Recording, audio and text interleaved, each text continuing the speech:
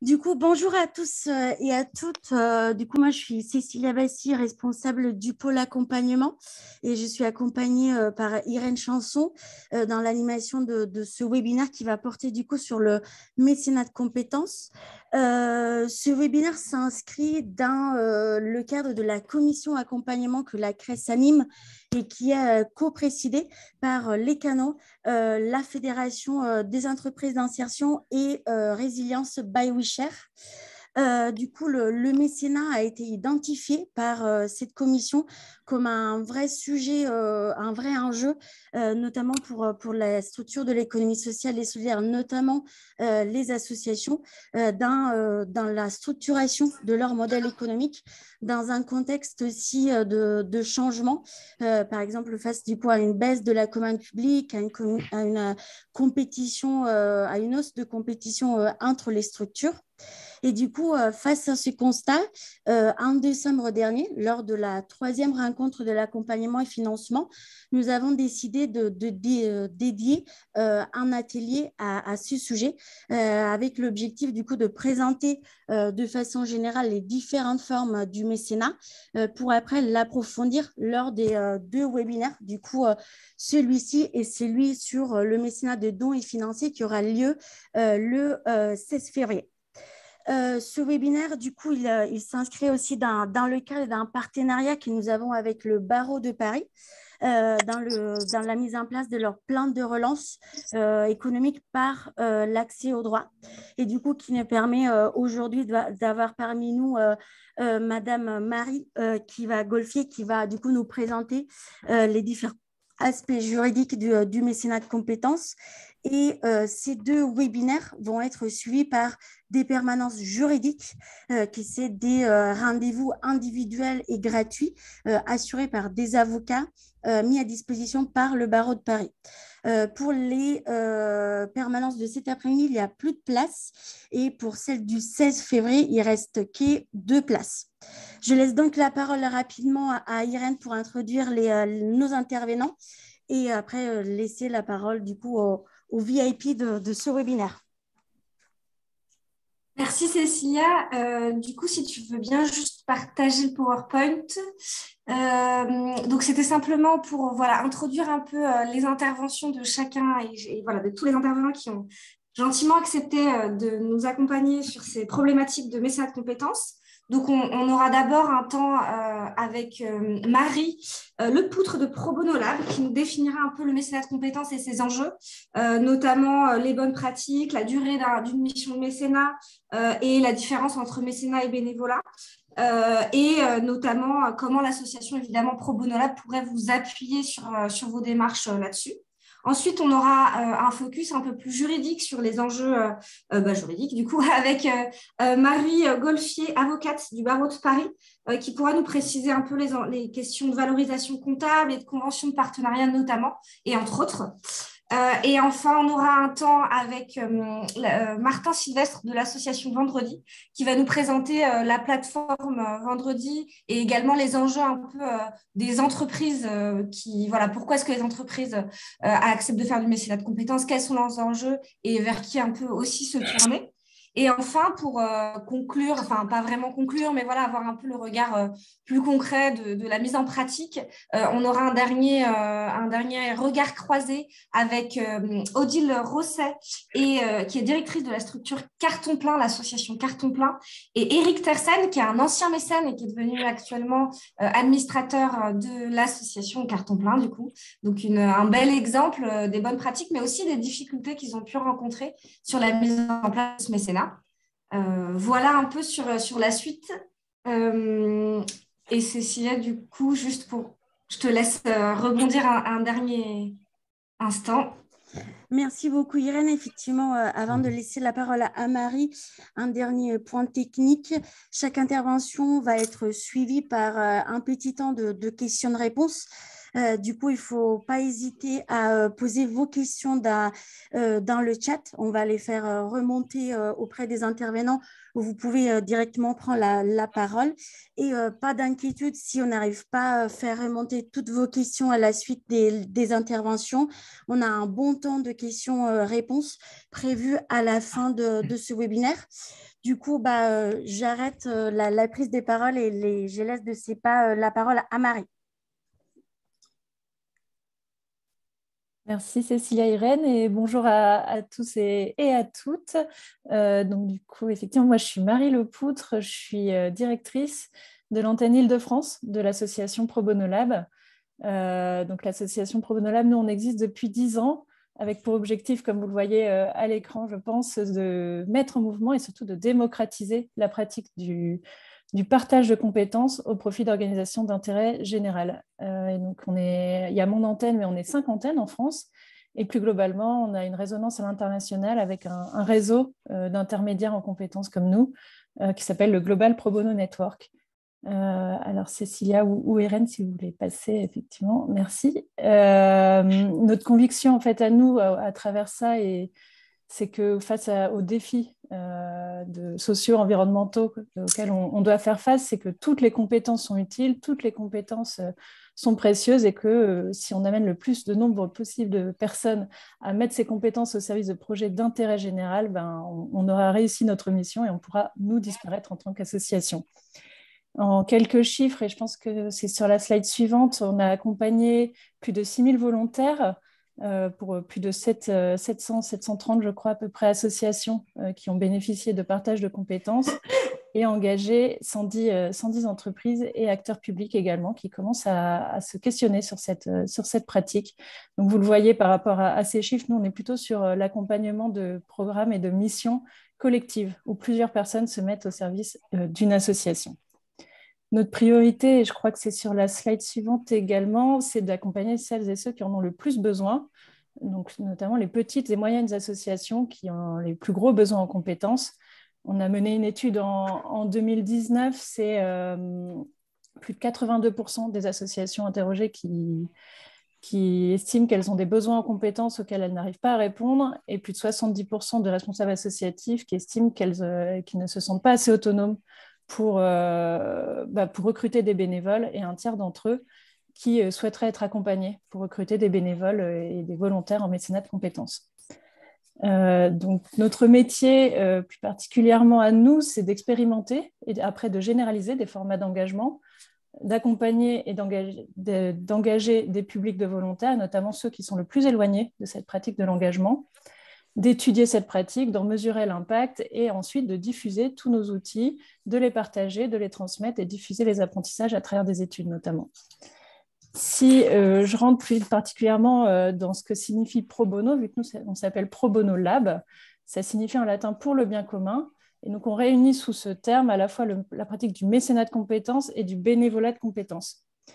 La différence entre les deux termes, elle va jouer sur à quel moment le volontaire apporte son aide et apporte ses compétences au service du projet d'intérêt général. Le mécénat de compétences, c'est s'engager sur son temps de travail. Donc finalement, c'est un don en nature, si on prend le point de vue de l'entreprise, un don en nature qui se traduit par la mise à disposition d'un salarié pour qu'il mette ses compétences au service d'un projet d'intérêt général. Là où le bénévolat de compétences, on va apporter également ses compétences au service d'un projet d'intérêt général, mais sur son temps personnel, en dehors de son temps de travail. Donc, sur le mécénat de compétences, c'est là où vous allez retrouver du point de vue de l'entreprise la pratique de réduction fiscale du fait de ce don en nature. Et ça va prendre plusieurs formes. Et je pense que Marie l'avocate, vous expliquera la forme que ça peut prendre, mais c'est souvent soit une prestation de service gratuite, soit une mise à disposition. Et donc, les bénéfices pour l'association, c'est à la fois d'accéder à cet accompagnement en compétences et de mobiliser des expertises qui sont complémentaires pour résoudre des problématiques assez spécifiques la plupart du temps. Si je peux vous donner une vision un petit peu globale et méta des tendances et des formats du mécénat de compétences aujourd'hui, on est sur une période où les gens s'engagent plus. Il y a plus de personnes qui s'engagent, notamment parmi les jeunes. Et donc, c'est une super nouvelle et c'est une bonne chose. Mais souvent, on s'engage sur un temps plus court et moins sur du long terme, mais plutôt sur des missions ponctuelles. Donc, ça change peut-être un peu votre regard qu'on peut avoir au départ du mécénat de compétences, où on imagine tout de suite le salarié envoyé sur plusieurs années en fin de carrière, par exemple. En fait, on est plutôt sur des formats assez courts aujourd'hui qui sont plébiscités. Et le deuxième gros point qu'on observe aussi, c'est que les compétences recherchées par les projets d'intérêt général sont aujourd'hui de plus en plus pointues, spécifiques. Et donc, ça nécessite notamment de structurer l'accompagnement et la force bénévole, en fait, qui va être apportée. Je parlais des formats courts ou longs. Ça peut être aussi individuel ou collectif. Donc, ce à quoi on pense le plus souvent quand on pense mécénat de compétences, ça va être le mécénat senior, notamment le fait que les salariés en fin de carrière soient mis à disposition d'une association sur notamment plusieurs années. Ça peut être en dehors et de plus en plus avec la crise qu'on traverse, de plus en plus, ce n'est pas forcément en fin de carrière, mais plutôt en deuxième partie de carrière ou en milieu de carrière. On va détacher en mécénat de compétences à temps plein un salarié sur plusieurs mois, voire plusieurs années, notamment des personnes qui réfléchissent à des transitions professionnelles et qui se questionnent sur leur poste actuel. Et nous, chez Pro Bono Lab, on accompagne plus particulièrement des formats plus courts, comme je le disais, et souvent collectifs. Donc, ça va se traduire par notamment des missions sur une journée en format,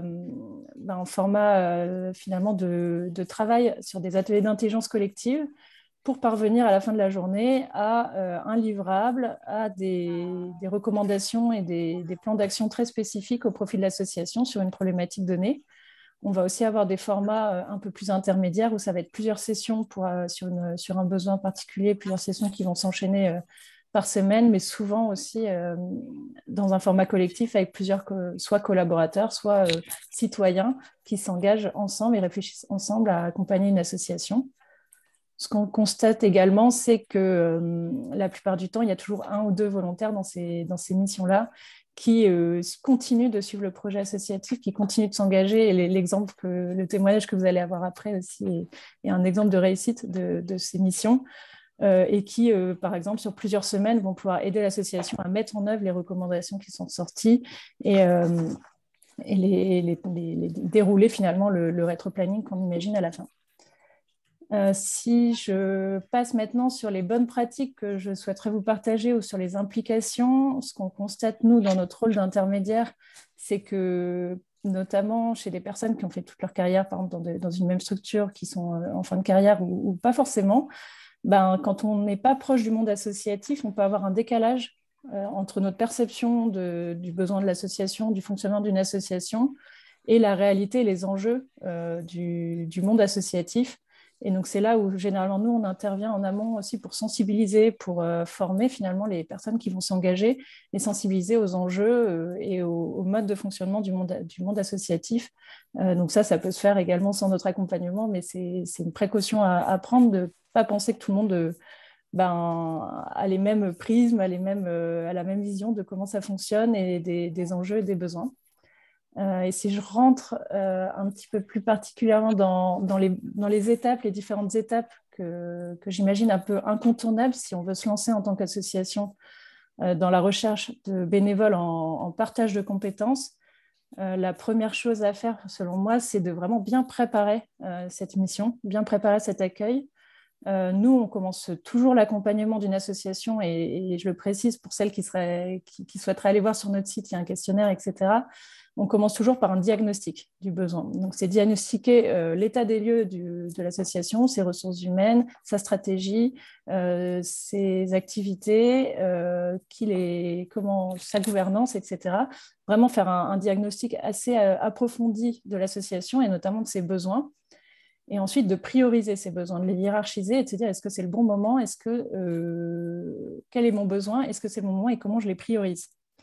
Et ensuite, c'est de s'aligner en interne, d'être au clair sur le fait que tout le monde est OK et partant pour aller sur cette pratique, de pouvoir accueillir ensuite dans les meilleures conditions les personnes qui vont venir en soutien en apportant leurs compétences.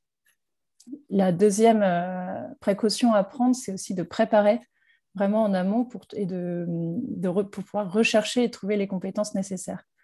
Donc là, on va passer notamment, ce qu'on recommande, c'est d'élaborer une fiche mission. Ça peut être l'équivalent finalement d'une fiche de poste et postée sur les mêmes réseaux, mais de vraiment détailler la structure, le détail de la mission recherchée et la durée que peut prendre cette mission. Et de rechercher aussi des volontaires selon des profils qui vous... Alors ça peut être tout type de profil, mais qui vous conviendront également. Quand on n'a pas les mêmes enjeux, entre guillemets, et on ne recherche pas la même chose quand on s'engage par ses compétences, quand on est étudiant, demandeur d'emploi, retraité ou autre. Donc, c'est aussi quelque chose qu'il faut avoir en tête et notamment aussi sur les compétences qu'on souhaite demander et apporter. Le gros point d'attention, c'est de ne pas utiliser finalement ce mécanisme du mécénat de compétences sur des fonctions qui vont être vitales ou pérennes pour l'association. Parce que par exemple, un demandeur d'emploi qui retrouve du travail va être assez volatile et on peut se retrouver assez vite démuni si on n'a pas eu finalement des documents de passation, un suivi sur un projet qui va s'arrêter alors qu'il est vital pour le projet associatif. Et une fois qu'on a trouvé son volontaire, que ça a matché, qu'on a trouvé le besoin et la personne pourrait répondre, ça va être de vraiment le suivre et l'encadrer, donc de faire attention à bien l'intégrer. Finalement, on constate que c'est aussi un retour qu'on a souvent, notamment quand les volontaires sont vraiment intégrés dans le projet associatif sur une période plus longue, c'est finalement avoir une rencontre avec le représentant, le porteur de projet associatif, de l'intégrer, de lui faire présenter l'équipe, de l'emmener dans les locaux, par exemple, etc., pour que la personne comprenne bien où elle met les pieds et comment elle peut répondre aux besoins du mieux possible. Et notamment aussi, après, dans la suite, d'assurer un suivi, ça paraît évident, mais de ne pas laisser finalement la personne en roue libre faire la mission qui lui est demandée sans être accompagnée, sans être réorientée si elle ne va pas forcément dans la bonne direction, etc.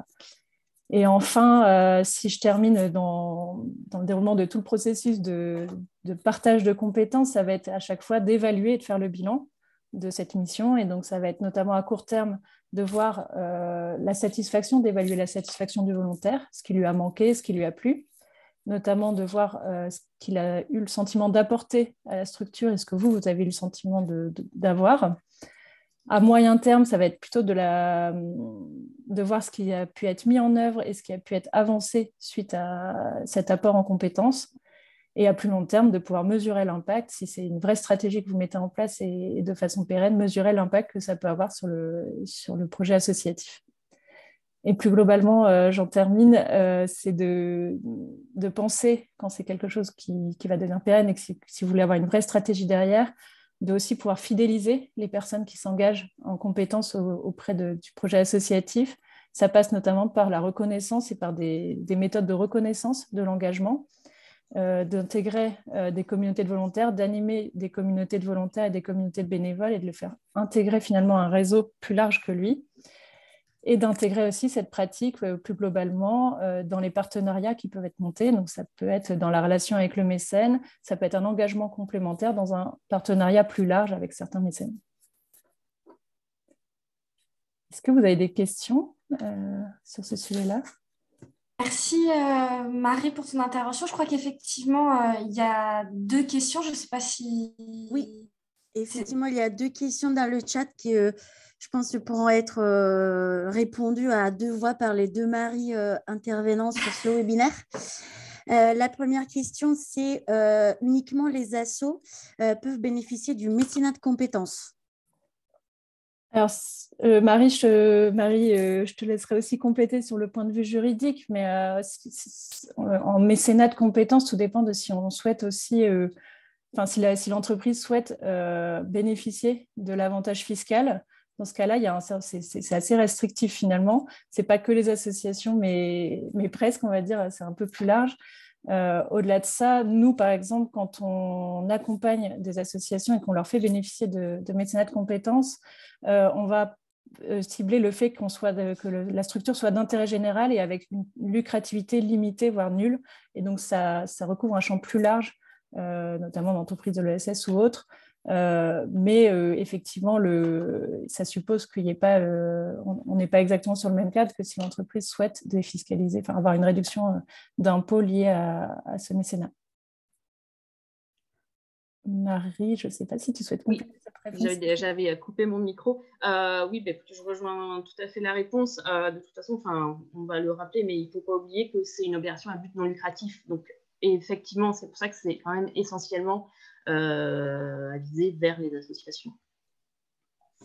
Merci beaucoup. Il y a 2 autres questions. Est-ce qu'une petite association qui n'a pas de salariés peut bénéficier du mécénat de compétences et est-ce que les volontaires peuvent avoir déjà un engagement OCA de l'association? Alors, si je ne réponds pas sur le plan juridique, je ne sais pas s'il y a peut-être des implications, mais en tout cas, nous, de notre côté, quand on accompagne une association, il y a un questionnaire qu'on propose de remplir sur notre site. Ce qu'on met comme condition, en tout cas sur nos formats plutôt collectifs et sur un temps court, ça va être d'avoir l'équivalent de 2 temps plein, que ce soit des personnes qui travaillent à titre bénévole, que ce soit réparti sur 10 personnes. Et pourquoi on met cette condition? C'est plutôt parce qu'il y aura tout un travail de réflexion mené avec un plan d'action à dérouler derrière. Et on a fait le constat que s'il n'y a pas assez de force vive finalement au sein de l'association, ça rend difficile la mise en œuvre derrière et le fait de pouvoir avancer. Après, c'est une condition qui n'est pas stricte et juridique, mais plutôt en termes de bonnes pratiques, d'avoir quand même des personnes qui peuvent... Ça prend du temps finalement quand même. J'en parlais, il faut pouvoir encadrer... il faut pouvoir accompagner la personne qui partage ses compétences. Et donc, du coup, s'il n'y a personne pour donner de ce temps-là, ça rend les choses un peu plus compliquées. Mais je te laisse peut-être compléter, Marie, sur la partie juridique, s'il y a des...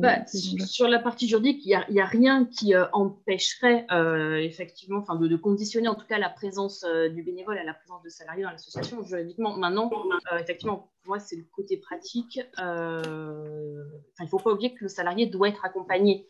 Il n'est pas, entre guillemets, jeté dans l'association. Faut vraiment qu'il y ait un accompagnement derrière. Donc après, un salarié ou autre, peut-être, mais je pense que... en tout cas, juridiquement, il n'y a rien qui l'empêche.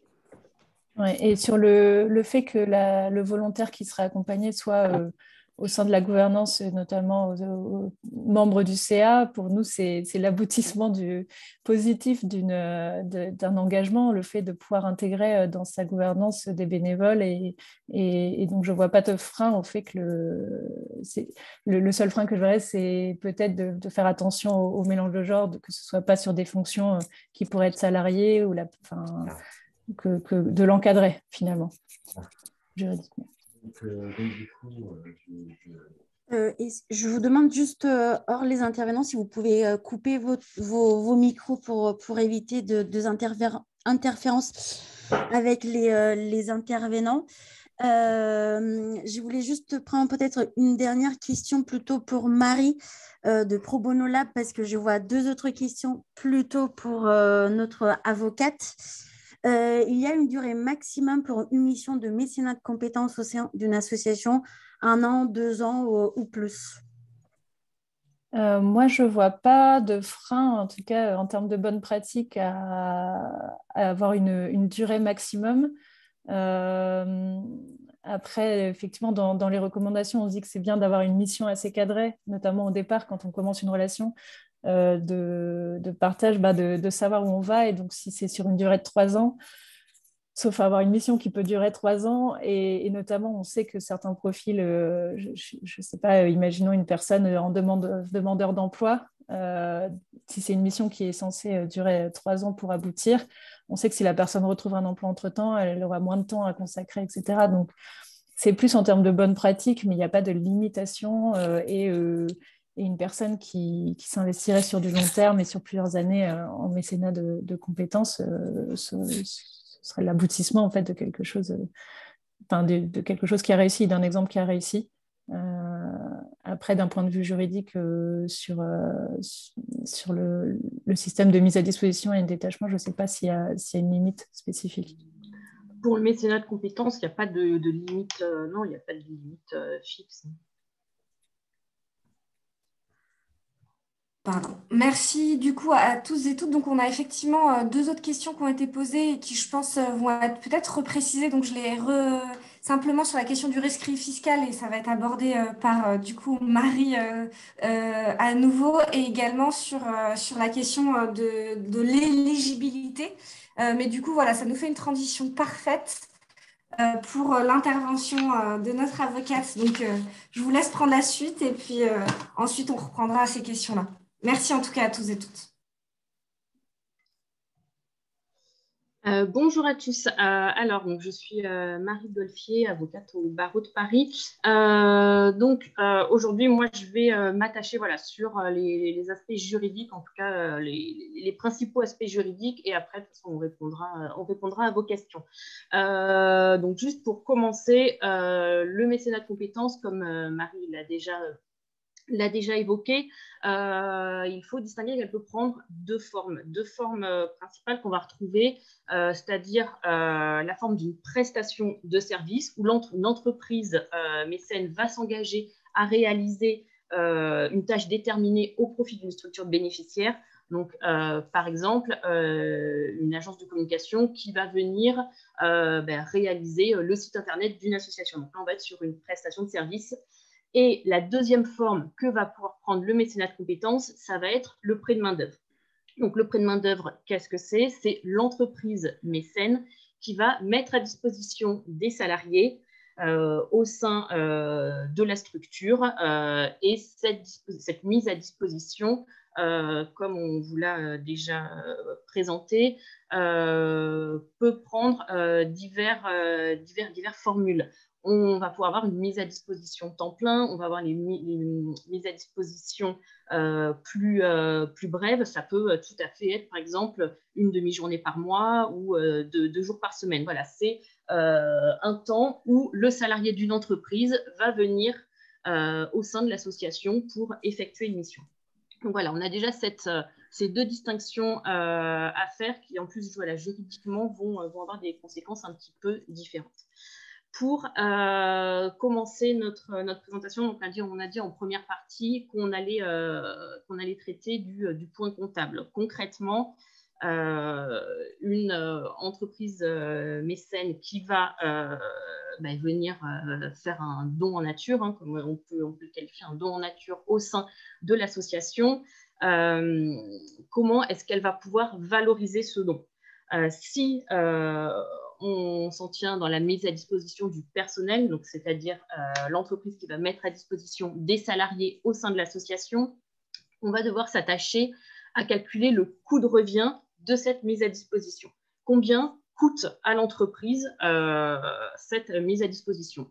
Donc, ça va être assez simple. En pratique, comment est-ce qu'on va faire? L'entreprise va comptabiliser les heures passées du salarié au sein de l'association et elle va obtenir un certain montant. Donc, ces heures, ça va être le salaire plus les charges, donc salaire plus charges salariales et patronales, et elle va obtenir le coût le coût de ce don au sein de l'entreprise.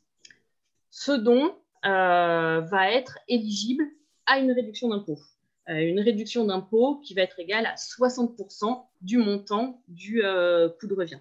Alors, on le voit dans le slide qui vous est présenté, nous avons quand même des plafonds, des limites qui ont été fixées, notamment pour le coût du salarié. On est limité, alors c'est quand même un plafond assez élevé, à un montant de 10 284 € mensuels, c'est-à-dire 3 fois le plafond des cotisations sociales. Donc, c'est le montant maximum du coût de revient qui pourra être éligible à réduction d'impôt. Donc, on est sur un coût mensuel. On a quand même un certain plafond. Mais voilà, ce qu'il faut, c'est ne pas prendre en compte seulement le salaire du salarié, mais toutes les cotisations. Voilà, vraiment le coût de votre salarié au sein lorsque vous le prêtez en quelque sorte à l'association. Ce n'est pas ce montant-là, je le reprends, mais ce n'est pas ce montant-là qui vous permettra de bénéficier d'une réduction d'impôt. Hein. C'est vraiment 60% de ce montant. Donc, il ne faut pas oublier que c'est un don, que ça coûte quand même quelque chose à l'entreprise, qu'il n'y a pas une réduction à hauteur de 100% du coût. Donc voilà, ça c'est vraiment ce qu'il faut retenir, mais en tout cas, on a 60% éligibles à réduction d'impôt, avec encore des limites qui ont été fixées par le Code général des impôts, donc que vous pouvez retrouver. Donc voilà pour la partie de la valorisation comptable.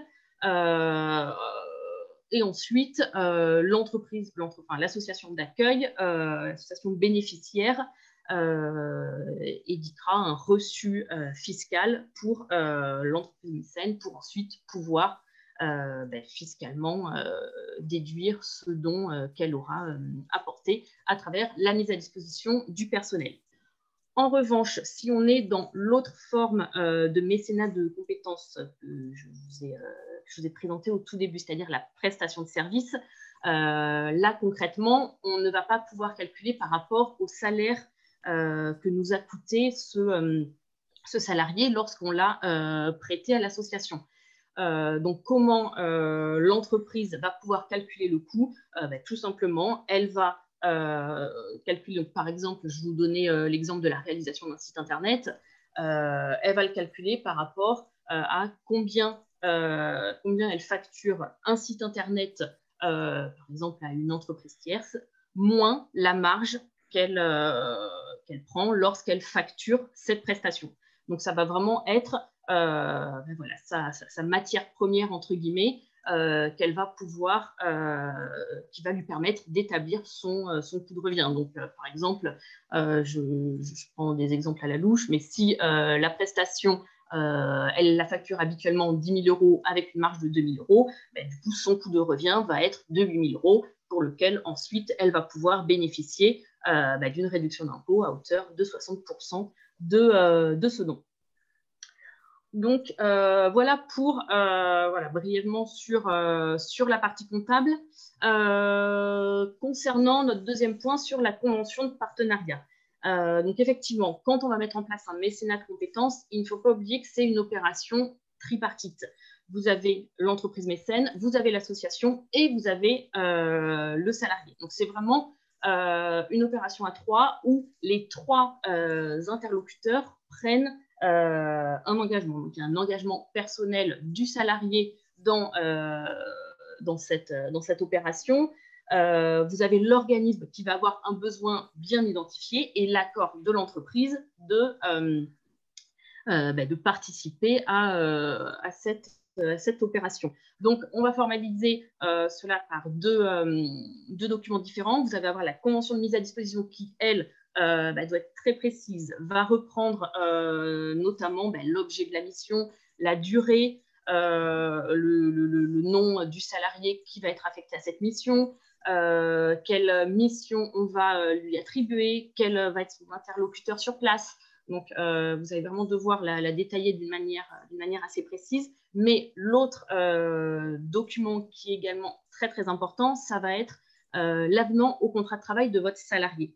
Votre salarié, alors pour les entreprises, votre salarié reste votre salarié. Ce n'est pas parce qu'il va être délégué au sein de cette association pour effectuer une certaine tâche. Donc, par exemple, un salarié qui va donner des cours de français une demi-journée par mois dans une association, il reste votre salarié. Vous gardez le lien de subordination, mais il va effectivement être amené à intervenir au sein de cette association et éventuellement de pouvoir de recevoir des instructions de la part de l'association. Donc, il va falloir formaliser ça par un avenant au contrat de travail. Le salarié doit être volontaire. Ce n'est pas quelque chose qui peut être imposé au salarié. C'est vraiment très important. On doit vraiment avoir cette notion de volontariat du salarié. Si vous souhaitez proposer ce dispositif de mécénat à un salarié qui refuse, en aucun cas, il ne peut être sanctionné pour ça. C'est vraiment quelque chose de volontaire, il est libre de refuser cette mise à disposition. Donc c'est pour ça que voilà, on disait il y a vraiment tout un travail en amont de également cibler les salariés qui peuvent être amenés à intervenir au sein de l'association. Parce que les salariés, voilà, comme Marie l'a déjà dit, ils interviennent pendant leur temps de travail. Il faut vraiment qu'ils aient ça en tête. Ce n'est pas une action bénévole qu'il faut raconter. c'est vraiment pendant leur temps de travail, ils vont intervenir au sein de l'association. Et enfin, concernant la réglementation en droit du travail, donc pareil, je vais juste reprendre brièvement les points principaux et après, de toute façon, vous pourrez poser des questions. Ce qu'il faut garder en tête, c'est que l'entreprise mécène conserve le lien de subordination. Elle reste l'employeur des salariés, elle reste responsable des salariés. Il n'y a à aucun moment transfert du lien de subordination. Le contrat, il n'est pas suspendu, il n'est pas rompu par cette intervention du salarié au sein de l'association. Donc ça, vraiment, c'est le point principal vraiment à avoir en tête. Le personnel qui est mis à disposition va rester dans l'effectif de l'entreprise mécène. Le salarié, en revanche, lorsqu'il va intégrer l'association, donc pendant par exemple sa journée de présence, il va recevoir des instructions en revanche de l'association. Il va pouvoir avoir accès au lieu de restauration, aux transports qui vont être mis en place dans l'association. Il va pouvoir bénéficier de tout ce qui va de la restauration, des moyens mis en place par l'entreprise associative, mais il demeure payé par l'entreprise, ça c'est vraiment important, il reste salarié de l'entreprise, c'est vraiment ça qu'il faut garder en tête. En revanche, il va pouvoir avoir des instructions par l'association, il va être soumis le temps de sa journée d'intervention au règlement intérieur de l'association. On n'est pas sur un transfert de salariés, mais en tout cas sur une intégration par rapport notamment aux horaires de travail, aux lieux de travail, tout ce qui va concerner ce salarié. Le salarié va continuer à se voir appliquer, par exemple, la convention collective de l'entreprise mécène. Il n'y a pas de transfert de convention collective, il garde le régime de prévoyance, on n'a aucun transfert par rapport à ça, et la rémunération continuera d'être versée par l'entreprise. Qu'est-ce qu'on peut rajouter d'autre? Un dernier point pour les entreprises mécènes, lorsque vous voulez mettre en œuvre ce type de partenariat, il faut nécessairement consulter le CSE, vos représentants du personnel. Ça, c'est vraiment un point à ne pas oublier de les intégrer lorsqu'il va y avoir cet éventuel partenariat mis en place. Alors, je suis désolée, j'ai parlé assez vite. N'hésitez pas s'il faut que je reprenne certains points. Merci beaucoup, Marie Golfier, pour tous ces éléments qui sont vraiment, je pense, essentiels et souvent, il y a beaucoup, en tout cas, ça suscite beaucoup de réactions et beaucoup de questions. J'aimerais juste revenir sur le premier élément qui a été posé en fait sous différentes formes et qu'on a un peu abordé tout à l'heure, mais c'est un peu la question de l'éligibilité. Est-ce que quand on est une structure qui n'est pas une association, comment peut-on bénéficier du mécénat? Vous disiez que ça peut être un peu plus ouvert, mais du coup, c'est sous quelles conditions en fait? Peut-être, je pense que c'est un résumé un peu de la question. Alors, comment est-ce qu'on peut en bénéficier? Alors, c'est vrai qu'effectivement, on pourra bénéficier. Comme il y a cette réduction d'impôt, on est soumis à plusieurs, finalement, à une certaine limitation. Enfin, il ne faut pas oublier, c'est ce que je disais tout à l'heure, c'est une mise à disposition à titre non lucratif. Donc, pour les petites entreprises, alors le code l'ouvre à des entreprises soumises à un salarié, à des nombres de salariés limités. Après, je pense qu'il faut vraiment effectivement pousser un petit peu plus la question, mais il faut vraiment, pour moi, bien garder en tête qu'est-ce que la mise à disposition va apporter, qu'il n'y ait pas une notion de gain, entre guillemets, de gain financier pour l'entreprise qui va bénéficier de ce service. C'est bien pour ça que c'est vraiment vraiment limité aux associations et après quelques entreprises, mais on va voir les petites et jeunes entreprises, cette notion d'entreprise en développement qui effectivement démarre quelque chose, elles peuvent faire appel à ce type de prestations, mais encore une fois, c'est vraiment très encadré et dans certaines catégories. Merci pour ces éléments. On avait également, alors je suis en train de rechercher la question sur la question du rescrit fiscal, mais je ne la retrouve pas. Donc, je vais passer juste à une autre question et je vais la retrouver entre-temps, pardon. C'était concernant la convention de partenariat, qui doit la rédiger? Qui rédige la convention de partenariat? Alors, il n'y a pas... en fait, c'est vraiment un travail conjoint entre l'entreprise mécène et l'association. C'est un document qui va être signé par les deux parties. Donc, c'est vrai que après, généralement, c'est le mécène qui va rédiger la convention. Maintenant, c'est vraiment un travail des deux. Les clauses vont avoir des impacts pour les deux parties, des engagements des deux parties. Donc, j'ai envie de dire, ça doit être un travail conjoint, cette rédaction. Merci. Et du coup, j'ai retrouvé la question sur le rescrit fiscal. Est-ce qu'on peut bénéficier de mécénat de compétences sans délivrer de rescrit fiscal? Donc, si on n'est pas éligible à un rescrit fiscal, à délivrer un rescrit fiscal, est-ce qu'on peut quand même avoir un mécénat de compétences si l'entreprise accepte finalement de ne pas avoir de rescrit fiscal, quoi? Est-ce que c'est possible quand même?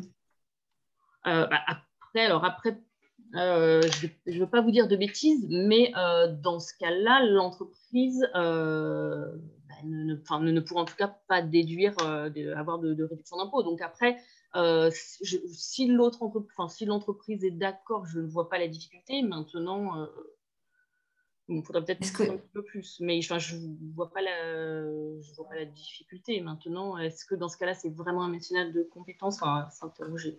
Ou est-ce que c'est pas un... Enfin, il faudrait s'interroger. Je crois que le constat est surtout lié au peut-être que Marie a la réponse. Hein. Je n'ai pas une réponse précise et du coup, Marie, je te rejoins sur le fait que c'est assez nuancé et qu'il n'y a pas de blanc ou noir, mais que ce qu'on constate, nous, en tout cas dans la pratique, c'est que les entreprises n'ont pas forcément, ce n'est pas leur premier enjeu, en tout cas pour les plus grosses entreprises, ce n'est pas leur premier enjeu de bénéficier de la réduction fiscale. Et donc, du coup, et de se faire délivrer un reçu fiscal. Donc, du coup, elles ont plutôt des enjeux de vérifier que l'association respecte certaines obligations de due diligence. Enfin, voilà, va pas vérifier le projet associatif, l'écosystème autour du projet associatif, notamment quand c'est à l'international, dans certaines régions, etc., où là, il y a un besoin de vérifier. Vérifier qu'il y a effectivement un but de non-lucrativité, un but d'impact, etc. Mais du coup, les exigences sont moins fortes quand il n'y a pas cet enjeu et notamment sur des formats, on va dire, plus courts. Je pense que ça peut être différent si on est sur la mise à disposition sur plusieurs années d'un salarié, où là, il y a certainement beaucoup plus d'exigences. Mais si c'est par exemple sur engager... sur mettre à disposition une personne, je ne sais pas, sur du marketing, sur une mission très ponctuelle, précise pour un besoin associatif, qu'elle soutient par ailleurs en mécénat financier, je pense qu'il n'y aura pas les mêmes attentes. Merci pour toutes ces précisions. Alors, je le redis, mais on aura un temps d'échange à la fin. Donc, si jamais vous avez besoin de plus d'éléments, vous pourrez les poser à la fin. Je pense que je vais juste reprendre une dernière question que je trouve intéressante. Et après, la question de Corinne sur une association peut-elle délivrer du mécénat à destination également d'une association, elle portera plutôt sur l'intervention de Martin. Donc, je propose de la garder par la suite. La dernière question, c'était est-ce que le salarié a le même temps de travail et les mêmes jours contrat de travail? Donc, j'imagine le salarié mis à disposition, donc le salarié de l'entreprise voilà. Est-ce que le contrat de travail est exactement le même entre l'asso et l'entreprise? Alors, il ne va pas y avoir de contrat de travail entre l'association et le salarié. Le contrat de travail, il reste avec l'entreprise et l'association. Donc, pour le salarié, si par exemple, il intervient 3 heures dans l'association, il va, 3 heures par semaine, il va travailler 3 heures de moins chez son employeur, mais ça ne va pas lui occasionner soit un temps de travail supplémentaire ou un temps de travail diminué. Le contrat de travail, il reste vraiment avec l'entreprise. C'est un avenant où on prévoit qu'effectivement, il va effectuer sa mission au sein, qui va être mise à disposition au sein, donc, par exemple, de l'association, mais c'est l'employeur d'origine reste l'employeur. L'association ne sera jamais l'employeur, donc ne pourra pas, par exemple, lui demander de travailler plus que ce qui est prévu avec l'employeur. Je ne sais pas si je suis claire, mais...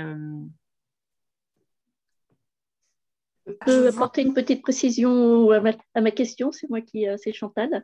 C'est simplement par rapport au contrat de travail de quelqu'un qui vient travailler du lundi au vendredi. Nous, en tant que ressourcerie, on va travailler le samedi. Et donc, si on accueille quelqu'un est-ce qu'il peut venir travailler aussi le samedi, par exemple, ou d'autres jours, parce qu'on a des activités les week-ends, par exemple. Alors, encore une fois, si le salarié est d'accord, que c'est formalisé par l'avenant et qu'on reste, en tout cas pour moi, qu'on reste sur sa durée de travail globale, s'il vient travailler le samedi mais qu'il ne travaille pas un autre jour, je ne vois pas la difficulté, mais encore une fois, si le salarié est d'accord et que tout ça est bien écrit, formalisé dans l'avenant et qu'on reste sur son temps de travail initial, que ça ne vient pas rajouter du temps de travail, ou alors si ça en vient rajouter, après c'est une autre problématique pour l'employeur qui va devoir payer peut-être ce temps de mise à disposition en heures supplémentaires ou autre. D'accord. Ok. Merci à vous. Merci pour ces précisions et merci du coup Marie pour tous ces éléments qui sont très riches. Alors il y a beaucoup de questions, elles sont très intéressantes. Malheureusement, il faut quand même qu'on avance un peu. On les garde et on les reposera à la fin et vous pourrez même les poser avec vos formulations, ce sera peut-être encore mieux. En tout cas, voilà, c'était pour dire que maintenant qu'on a vu un peu les aspects, les enjeux des associations pour bénéficier de mécénat de compétences et les conditions et les conditions juridiques notamment, on voulait aussi aborder un peu la question des entreprises, de pourquoi est-ce qu'elles en proposent et sous quelles conditions, quel est le type de structure, etc., qui en propose. Et donc, je laisse la parole à Martin Sylvestre qui travaille pour la plateforme Vendredi pour nous présenter un peu ces enjeux et on reviendra à la fin sur vraiment toutes vos questions. Merci encore. Merci Irène, bonjour à toutes, bonjour à tous. Merci d'organiser ce temps déjà, parce que ça me paraît hyper important effectivement qu'on démine un peu tous les enjeux qu'il y a autour de l'engagement. Et merci d'avoir pensé à nous en tant que Vendredi. Moi du coup, donc, je travaille chez Vendredi, qui est une entreprise qui était auparavant une association et qui est aujourd'hui une entreprise qui en fait a pour but de permettre aux gens de s'engager, notamment sur leur temps professionnel. On a un motto qui nous est très cher chez Vendredi, c'est qu'on pense qu'on peut changer le monde sans forcément changer de travail. Et du coup, notre rôle aujourd'hui chez Vendredi, il est de créer du lien entre les entreprises d'une part et les associations d'autre part pour permettre notamment aux salariés des entreprises de passer à l'action sur tout un tas d'engagements auprès d'associations et essayer de changer le monde. Aujourd'hui, très concrètement, nous, on le fait via une plateforme qui a permis d'automatiser tout ça. Au début, on le faisait vachement à la main, où on mettait les gens en relation directement. Et puis, plus le sujet a grandi, a pris de l'importance tant du côté des entreprises que des associations, on a décidé de mettre en place un outil intermédiaire qui est cette plateforme qui permet vraiment à tout le monde d'être autonome dans sa gestion des personnes qui souhaitent s'engager, que ce soit du côté de l'entreprise ou de l'association. Et aujourd'hui, en fait, sur Vendredi, on retrouve plus de 1500 associations en France, plus de 200 entreprises qui mobilisent leurs salariés et puis du coup 50 000 personnes qui sont disponibles pour passer à l'action. Et c'est quelque chose qui grandit parce qu'on est effectivement aujourd'hui sur quelque chose dans le monde de l'entreprise où il y a une évolution hyper forte sur ces sujets-là. Et juste avant du coup de parler un peu des évolutions et des tendances côté entreprise et de qu'est-ce qu'on voit aujourd'hui, deux choses à vous préciser. La première, c'est que cette plateforme elle est gratuite pour les associations. Donc si vous souhaitez nous rejoindre, évidemment, vous êtes les bienvenus. Nous, on accompagne les associations qui sont en fait selon trois grands critères, le fait qu'elles aient un impact social et ou environnemental positif. Donc on relie ça notamment aux objectifs de développement durable. Sur le fait qu'elles existent, simplement, que le projet il est né et que ce soit pas quelque chose qui soit encore naissant. Et puis sur le fait qu'il y a, et je rejoins un petit peu ce que disait Marie, c'est important, des gens qui sont disponibles notamment pour accueillir les volontaires. On s'assure que chaque association a des gens, des équivalents temps plein pour accueillir les volontaires. C'est des choses qui sont hyper importantes pour que les engagements en association se passent super bien. Et en fait, aujourd'hui, on accompagne nous aussi, et c'est notre cœur de métier, et c'est aussi notre modèle économique, on accompagne du coup les entreprises dans cet engagement-là, en leur mettant à disposition cette plateforme. Donc, c'est les entreprises qui payent un accès annuel à la plateforme Vendredi. Et ces entreprises, en fait, on les aide à mettre en place des politiques d'engagement pour engager leurs salariés pour l'intérêt général. Alors pourquoi elles font ça aujourd'hui? Le sujet a pas mal évolué ces dernières années et il y a quelques années encore, elle était vachement dans une optique très RH, très mécénat de compétences centrique, où on avait quelques personnes dans l'entreprise qui étaient un peu des cas particuliers. Et le mécénat de compétences est un cadre juridique proposé en France qui permettait de proposer des alternatives à ces cas particuliers. C'était notamment le cas, et ça l'est toujours, des personnes en fin de carrière qui peuvent s'engager à temps plein jusqu'à 3 ans pour une association. C'est le cas aussi d'autres moments de la carrière où on a par exemple des femmes qui reviennent de congé maternité et qui du coup ont quelques semaines le temps de retrouver un poste ou leur poste précédent. C'est le cas aussi des consultants et des consultantes en intermission qui parfois ont des temps, des creux d'activité et donc sont disponibles. Et donc il y avait vraiment ces dernières années une approche très RH de comment je gère mes ressources humaines et qu'est-ce qui se passe à certains moments de la carrière. Est-ce qu'on ne peut pas leur donner une autre façon d'être dans l'entreprise, notamment via le cadre du mécénat de compétences, et du coup de détacher ces gens sur leur temps de travail pour des associations d'intérêt général. Et là, on était vraiment sur un sujet très mécénat de compétences, comme on l'évoquait au sens juridique du terme, avec des logiques de défiscalisation, des choses qui étaient importantes du coup, pour les entreprises. Et en fait, on s'aperçoit depuis quelques années maintenant, depuis 4-5 ans, d'un mouvement de fond qui en fait est sociétal, ça nous touche toutes et tous, c'est la notion de sens au travail, les sujets climat qui prennent une part de plus en plus importante, le fait que les entreprises soient plus considérées forcément comme des entités économiques, mais qu'elles soient de plus en plus perçues aussi comme des entités qui ont des implications sociales, environnementales, sociétales. C'est notamment le cas de la loi Pacte en 2019 qui a vachement redéfini la notion de société par rapport à ça. Et donc, en fait, on s'aperçoit aujourd'hui que ces sujets qui étaient plus des sujets RSE, donc responsabilité sociétale des entreprises, il y a quelques années, mais qui étaient assez loin finalement des directions stratégiques, qui étaient un peu des gens dans des coins de des boîtes, pas forcément écoutés, deviennent des sujets hyper centraux pour beaucoup d'entreprises, qui du coup font de la RSE un pilier stratégique hyper fort, qui va amener à transformer l'entreprise et à faire évoluer les choses. Et il se trouve que l'engagement des collaborateurs et des collaboratrices auprès d'associations est une des réponses en fait à ces stratégies RSE qui sont mises en place. Et c'est pour ça que les entreprises aujourd'hui sont de plus en plus nombreuses à mettre en place des politiques d'engagement qui permettent du coup aux salariés de s'engager tous et toutes. Mais à contrario de la gestion de certaines carrières dans la plateforme, par le passé, on est aujourd'hui sur du coup des entreprises qui proposent non pas à quelques personnes, 5, 10, 15, 20 personnes par an de s'engager, mais des entreprises qui proposent parfois à plusieurs milliers de personnes de s'engager.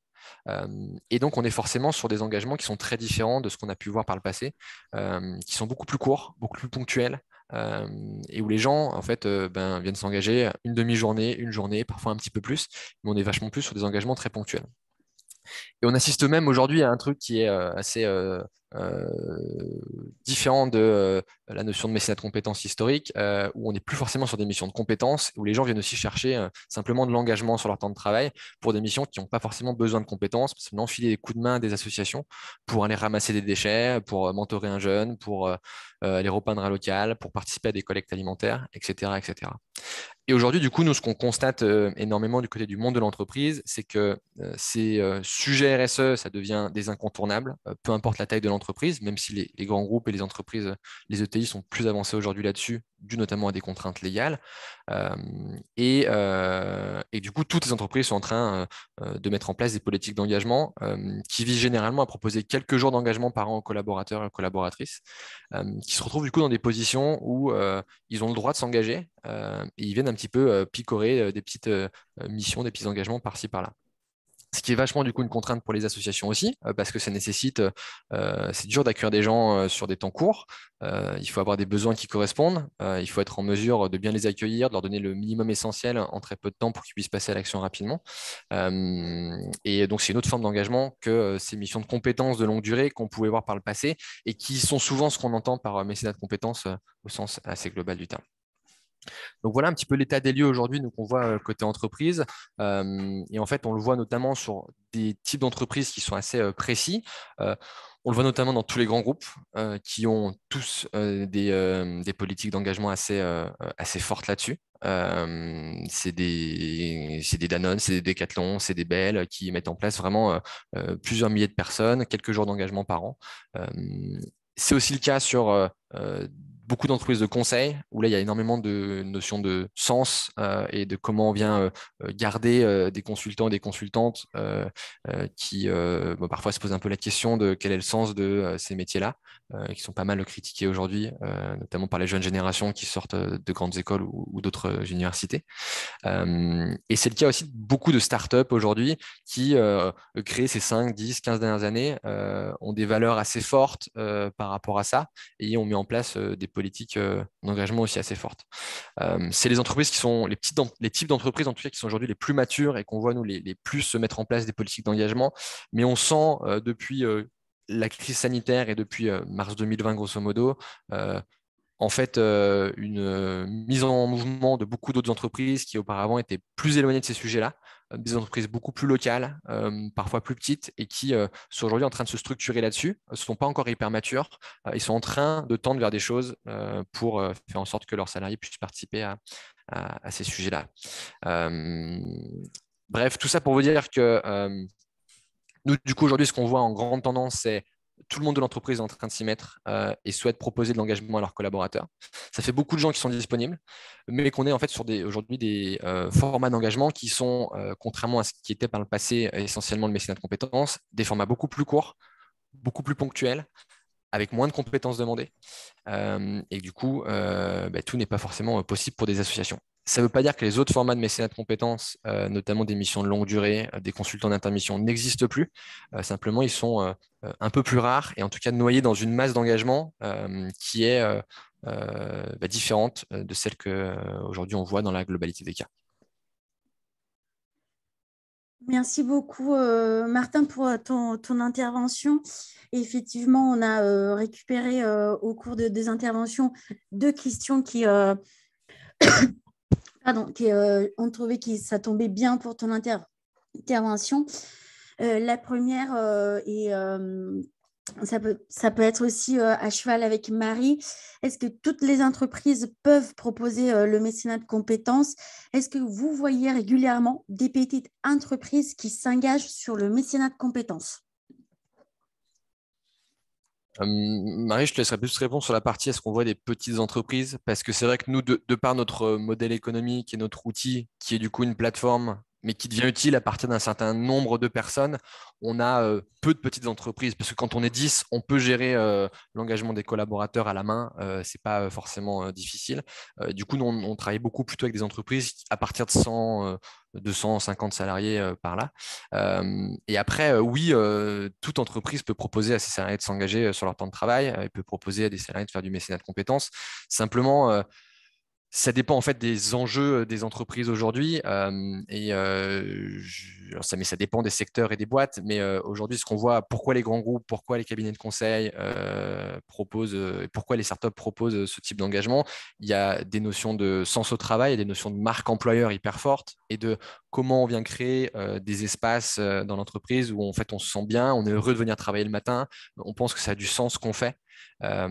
Et c'est avant tout pour ça aujourd'hui que mettent en place ces entreprises-là. Et du coup, sur les pitchs, nous, on a moins de cas et moins de petites entreprises qui mettent ça en place, mais on sait que ça existe à l'échelle locale. Et je ne sais pas si du côté de Pro Bono, vous avez des exemples plus concrets là-dessus. Mais il semble aujourd'hui que ce soit, en tout cas, les entreprises, notamment plus petites aussi, soient moins structurées sur ces approches-là parce qu'il y a plein d'autres choses à faire, simplement.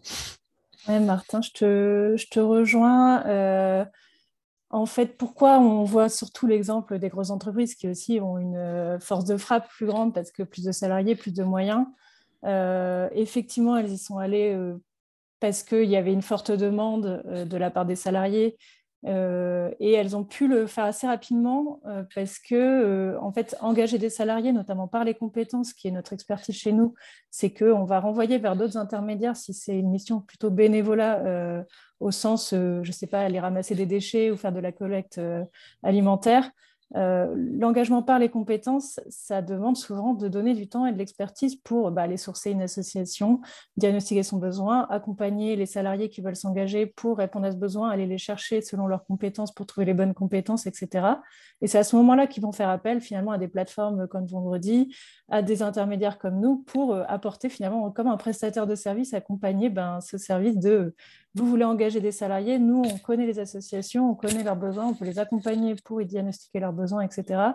et faire cette mise en relation. Donc c'est pour ça, je pense qu'aujourd'hui, c'est beaucoup des grosses entreprises qui offrent cette possibilité parce qu'il y a toute une stratégie à mettre en place derrière, une communication auprès des salariés, etc. Ce qu'on constate, nous, chez Pro Bono Lab, pour plutôt le côté petites entreprises, petites et moyennes entreprises, c'est qu'il y a une véritable envie vraiment d'y aller. Il y a une véritable, et qui est, je pense, à la fois qui vient d'une initiative de la direction, mais aussi beaucoup de mobilisation des salariés qui sont en demande, en fait, d'avoir cette opportunité, d'avoir cet engagement de la part de leur organisation, etc. Donc, on sent qu'il y a l'envie, en fait, à la fois des salariés de s'engager et des entreprises, petites et moyennes entreprises, d'avoir cette action en tant que participant à une société civile et de donner effectivement de ce temps. Là où c'est plus difficile pour eux, c'est que donner des moyens financiers pour cadrer ces missions-là, offrir finalement cette activité à des salariés, ça suppose d'engager des frais ou alors du temps de la part de certains salariés dédiés pour finalement faire le matching avec les associations, organiser sous format un peu événementiel, etc., aller recruter. Et donc, c'est plus difficile. Nous, chez Pro Bono Lab, et notamment, c'est une initiative qui se fait dans le sud de la France, à Marseille, et qui va se développer dans le sud-ouest et dans le nord aujourd'hui.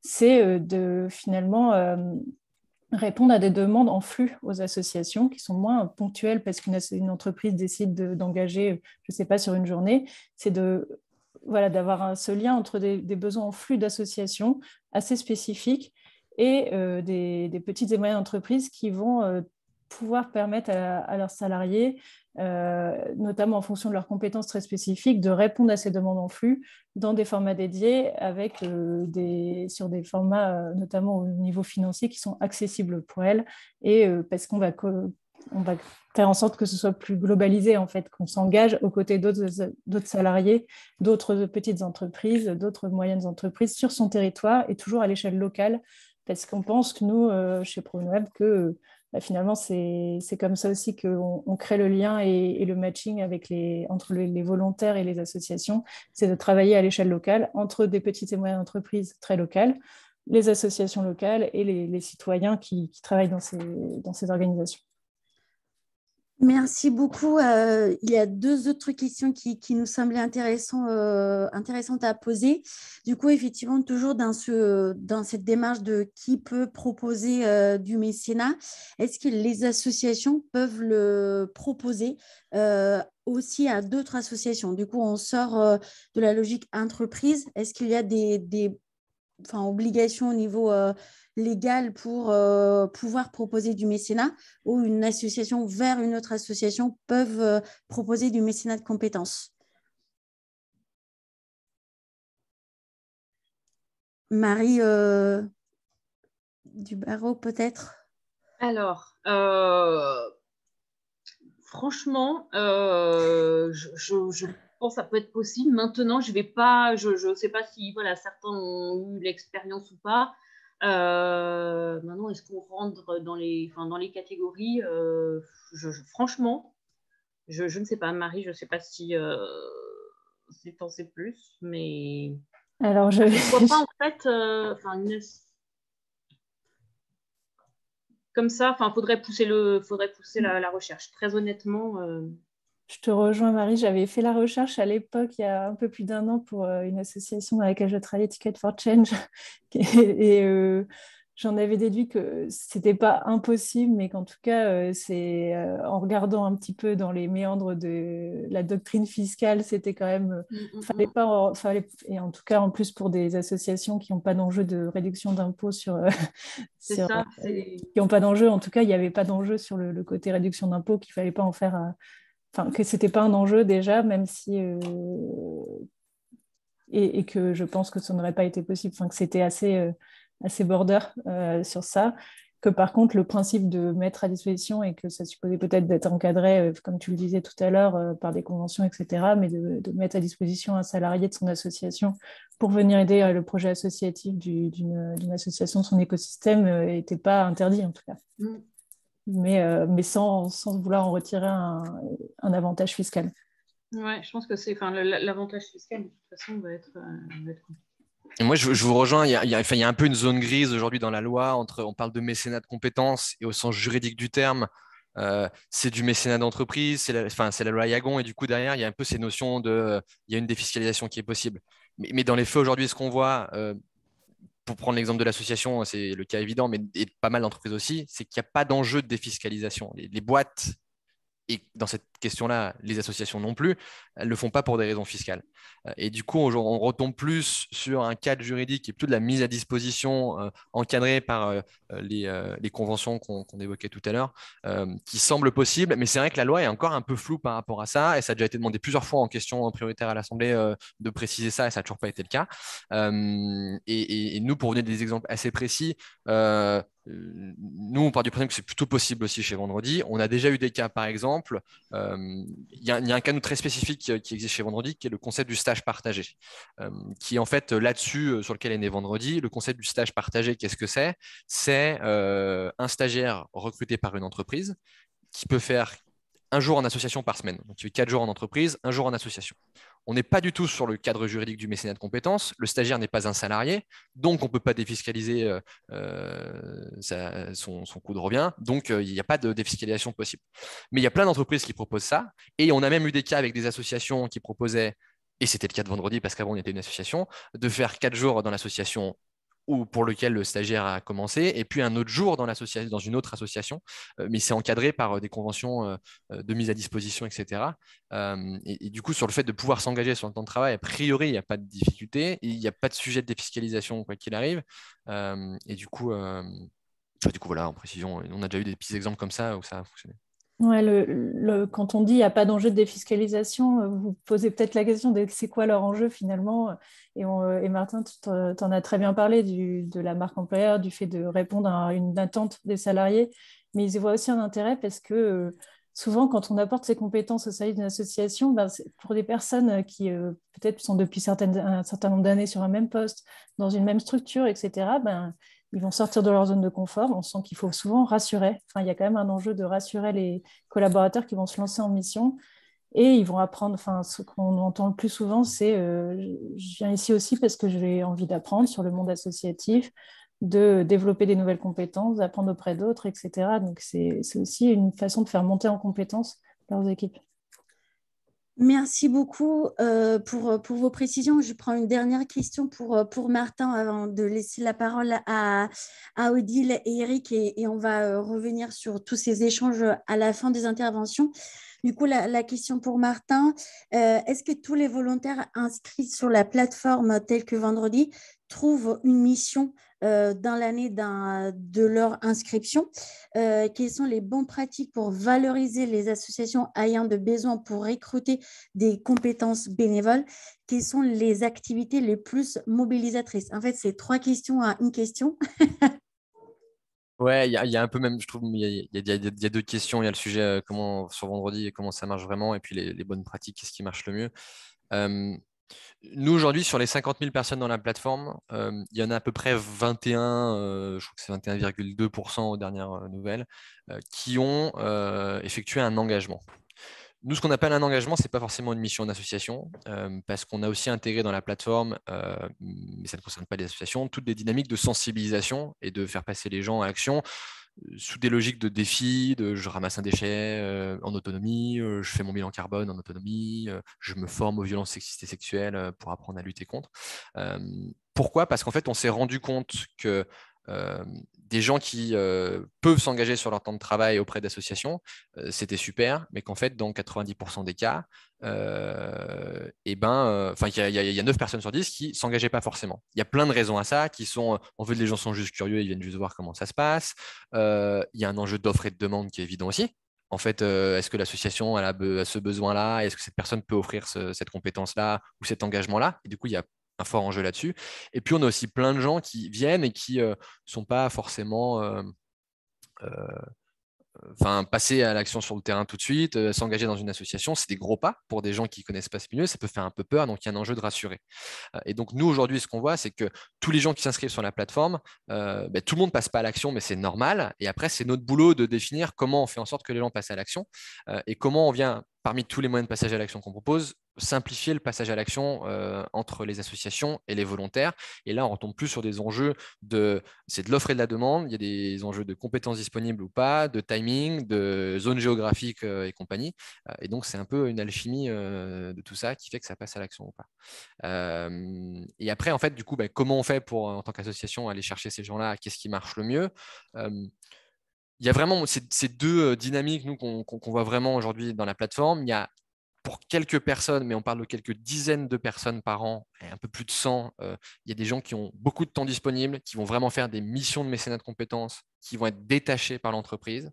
Les gens en fin de carrière, les stagiaires en stage partagé, les consultants en intermission, et qui vont pouvoir s'engager de quelques semaines à jusqu'à 3 ans à temps plein pour des gens en fin de carrière.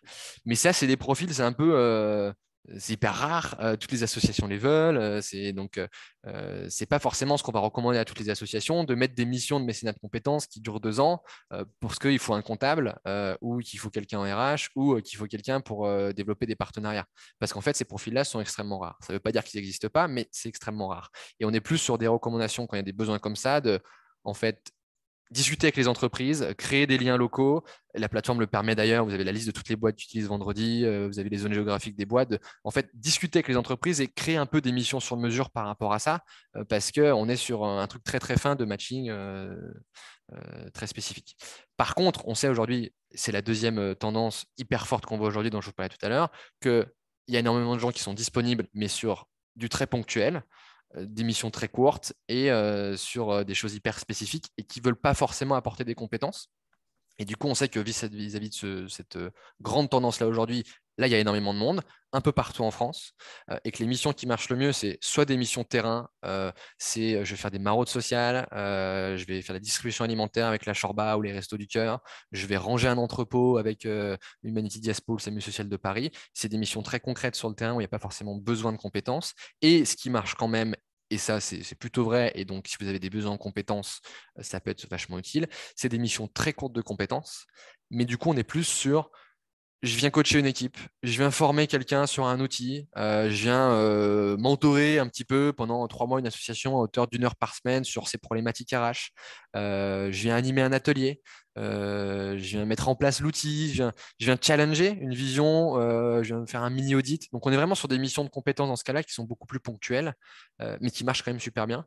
Et nous, ce qu'on recommande du coup vachement aux associations, c'est si vous avez des missions du coup de longue durée, discuter avec les entreprises. Vous pouvez publier l'émission, mais on sait qu'il y a peu de chances que ça accroche. Mais surtout, venez créer votre profil, mettez-vous en avant, montrez aux entreprises que vous êtes là et échangez avec les entreprises pour trouver s'il y a des moyens de faire des choses ensemble. Et surtout, proposer des missions qui sont ponctuelles, de courte durée, où là, on sait qu'il y a du monde disponible, avec ou sans compétences, mais restez dans cette logique-là, que ce soit court et ponctuel et très concret. Merci beaucoup, Martin, pour cette réponse. Je vous propose de passer à notre dernière intervention qui va être un témoignage croisé avec Odile et Eric de la structure Carton Plan. Et après, on aura à nouveau un moment d'échange questions-réponses libre. Du coup, si par hasard, on n'a pas réussi à répondre à vos questions dans le chat, il y aura bien sûr un moment de reprise de ces questions et vous pourrez aussi prendre directement la parole. Du coup, je laisse la parole à Eric et Odile pour notre dernière intervention. Est-ce que vous m'entendez bien comme ça? Très bien, Odile. Super, parce que j'avais des petits soucis de connexion au début. Bonjour à tout le monde. On va faire à deux voix avec Eric.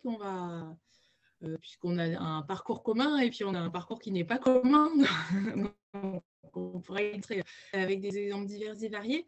Peut-être en deux mots pour les personnes qui ne connaîtraient pas Carton Plein, parce que ça peut arriver. Nous sommes une association parisienne ou française. Odile, on ne t'entend pas très bien. Nous avons 10 ans bientôt. Odile, oui. On ne t'entend pas très bien. Je ne sais pas si peut-être en coupant ta caméra... Alors, c'est mieux avec le casque? Ouais. Pas mieux. Ok, super. Alors, est-ce que c'est mieux avec un casque et sans caméra? Ouais, désolée, mais oui, c'est beaucoup mieux. Merci beaucoup. Okay. Alors, je ne bouge pas. Donc, je vais vous présenter Carton Plein en quelques minutes pour comprendre un peu dans quel environnement on évolue.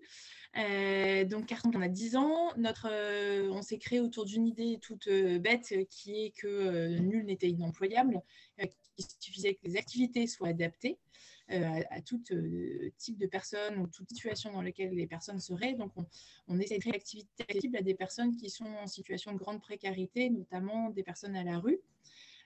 Donc, on s'est créé il y a 10 ans donc, autour de collecte de cartons à vélo. Appréciant l'aspect vélo parce qu'il est accessible, ne demande pas de permis et qu'a priori tout le monde, alors, en étant un peu en forme, peut en faire. Et en essayant d'inventer des activités qui fassent sens d'un point de vue de la transition énergétique et écologique. Donc, on est sur des activités à bas carbone, donc soit plutôt de valorisation de matière et zéro déchet, soit cyclo-logistique, puisqu'on a commencé nos collectes de cartons à vélo et qu'on a pu continuer à développer nos prestations autour de la logistique vélo. Donc, on est effectivement aujourd'hui un peu sur différents dispositifs. Donc, ce dispositif Premières Heures qui permet un travail à l'heure et d'adresser les personnes pour qui venir travailler sur un temps plein ou un quasi-temps plein serait compliqué d'accès. On est sur des dispositifs plus classiques d'insertion par l'activité économique, donc chantier d'insertion et entreprise d'insertion. Et on est également organisme de formation sur la cyclo-logistique. Voilà, donc on peut passer sur la slide d'après, peut-être pour préciser en une seconde un peu ce qu'on fait au quotidien. Donc, on est sur la collecte de carton et sa revalorisation. Donc, on collecte et on réemploie le carton, on le revend. Et puis, sur tout un tas de prestations de logistique à vélo, donc du déménagement, de la livraison, de la collecte. Voilà, donc pour vous préciser que du coup, on est vraiment sur 3 pieds. Notre pied, c'est l'activité économique, c'est le travail. Donc, on est un acteur économique, donc avec des clients, avec des prestations, avec une qualité de service, etc., sur lequel, évidemment, en termes de compétences, on a beaucoup de besoins. Et puis, on a un très fort projet social qui est notre objectif in fine et un pilier écologique également, puisqu'on essaye de mixer tout ça. Voilà, pour vous donner quelques clés de compréhension sur Carton Plein. Du coup, sur le mécénat de compétences. Alors, je pense comme pas mal d'assauts ou petites assos, au démarrage, on a très vite passé peut-être la première année ou les 2 premières années, on tâtonne un peu. On a très vite beaucoup de besoins sur des compétences et des expertises très précises. C'est difficile dans notre modèle à nous de faire abstraction de compétences sur des RH, sur de la stratégie financière, sur du développement de la montée en échelle, sur de la communication, sur de la compta, etc., etc. Et bien évidemment, au démarrage, en termes de RH, on n'a pas tout ça. Et les collègues sont très, très, très engagés et très, très, très bons, mais il y a des expertises qui sont manquantes. Donc, effectivement, le mécénat de compétences est une belle piste à tout stade de développement de l'asso, mais finalement très vite. Et donc, on en a pas mal, j'allais dire, consommé dans le bon sens du terme. On a beaucoup eu de mécénat de compétences. Alors, beaucoup aussi favorisé quand on est lauréat de certaines fondations qui soutiennent les porteurs de projets comme nous par des dotations financières, mais aussi de plus en plus maintenant par des propositions de mécénat de compétences. Donc, ça a été notamment le cas, on a été lauréat en 2017 sur 3 ans de la Fondation La France s'engage. Donc, il y a une grosse dotation financière, mais il y a aussi, avec les entreprises qui sont les membres de La France s'engage, des propositions de mécénat de compétences. Donc, ça, on a expérimenté plusieurs collaborations de cette nature-là. Et puis, en passant par des plateformes telles que Vendredi, par du bouche à oreille, etc., etc. Donc, on a eu plusieurs cas de figure. Donc, ce qu'on pensait peut-être avec Eric, pour vous donner quelques exemples bien concrets, c'était parler plutôt sur du mécénat court terme, ou court, et puis voilà, l'expérience de mécénat un peu plus long terme qu'on vit ensemble. Donc, sur le court terme, je pense que nous, on a utilisé pas mal ou expérimenté pas mal de collaborations par rapport aux questions sur le cadre que vous évoquiez depuis le début de l'intervention. Je pense qu'on a un peu tout eu. On a eu le côté très formaté. Donc, par exemple, on est soutenu par la Fondation Paris Habitat sur un projet de thèse et il y avait là aussi une proposition de mécénat de compétences. Donc là, ça vient de l'entreprise. Donc, on a défini le cadre avec l'entreprise et ensuite, on est arrivé, nous, à des propositions de mission et ces missions étaient proposées à tous les collaborateurs de Paris Habitat. Donc là, on est typiquement dans ce que vous avez décrit, avec une convention, avec des avenants contrat de travail, avec des missions donc, qui sont la proposition, c'était 6 jours du collaborateur ou de la collaboratrice, 3 jours sur le temps de travail, qui était donc dégagé par l'entreprise, et 3 jours sur le temps privé, donc congé payé notamment. Voilà, donc là, le retour d'expérience pour nous, il est qu'effectivement, sur 6 jours, nous, on trouve que c'est court, que dans notre manière de voir les choses à carton plein, on est très vigilant à la question du lien. C'est des personnes en grande précarité qu'on a avec nous au quotidien. Donc, voilà, il y a une manière d'approcher, il y a une manière d'être, donc qui nécessite quand même un peu de temps et d'immersion. Donc, 6 jours, moi, je trouve que c'est je ne voudrais pas donner un chiffre et dire que c'est un minimum, mais finalement, ça passe assez vite. Et donc, à la fois sur des choses qui étaient plutôt de l'ordre, j'allais dire, de la passion, du hobby ou du loisir, avec des animations d'ateliers créatifs, etc., ou des expertises très pointues sur quelqu'un qui travaillait sur la qualité et la santé au travail, etc., et donc qui nous a accompagnés, qui a eu un regard sur notre document unique d'évaluation des risques, donc voilà, avec une demande super précise. Et un peu le retour d'expérience pour que ça marche bien. D'une part, c'est intégré pour l'association, ça va prendre du temps. Pareil, si je continue cet exemple de Paris Habitat, on avait proposé une 12aine de missions. C'était énorme en fait, ça nous a pris un temps fou et on ne fait pas comme ça, d'accueil collectif et puis d'accueil individuel, de suivi, etc. C'était trop en fait, comme il y avait en plus un effet promo, ça c'est trop de monde pour nous. Et puis, le deuxième retour d'expérience, c'est que la mission doit être excessivement bien précise et circonscrite pour pouvoir être tenue dans ces délais-là sans que ce soit frustrant ni pour nous, parce que parfois on met des attentes trop larges, ni pour la personne qui vient, qui se sent peut-être un peu à côté de la plaque ou qui sent que son intervention est un peu déceptive, quoi. Voilà, sur le court terme, Eric, je te laisse mettre en miroir ce que toi, tu as vécu. Oui, bonjour tout le monde. Donc moi, je suis un néo-retraité, comme on dit, et j'ai eu la chance de faire à peu près tous les dispositifs qui vous ont été présentés. Donc j'ai fait du mécénat de compétences, mise à disposition, fin de carrière pendant 9 mois. J'ai fait du mécénat de compétences court terme, et puis là, je fais du bénévolat de compétences chez Carton Plein. Donc c'est juste pour vous redonner quelques expériences et puis surtout peut-être vu du point de vue de celui qui va travailler dans l'asso, deux, trois petites expériences à retenir. Donc j'ai fait effectivement du court terme, des missions avec Pro Bono Lab pour pas les nommer. Ce que vient de dire Odile est extrêmement important, c'est il faut que le besoin exprimé par l'association soit très précis. Dit autrement, il faut qu'il y ait un délivrable. C'est-à-dire qu'on sache qu'à la fin des 2 heures, des 6 heures, des 10 heures, on a quelque chose en vrai qui va être utile à l'asso. Pour nous, volontaires, c'est très important. Alors, ça peut être n'importe quoi. Ça peut être un flyer de présentation. Ça peut être une lettre de prospection commerciale pour les mairies du coin. Ça peut être, moi je l'ai fait, une petite feuille de calcul Excel pour calculer le pricing d'un service, quel prix on met à ce qu'on fait. Mais surtout quelque chose de très, très, très précis. Sinon, la frustration est très grande des deux côtés. Et Odile, je pense, l'a bien exprimé. On va créer des attentes des deux côtés et ça ne va pas être bon. Donc, un court terme, c'est vraiment ça.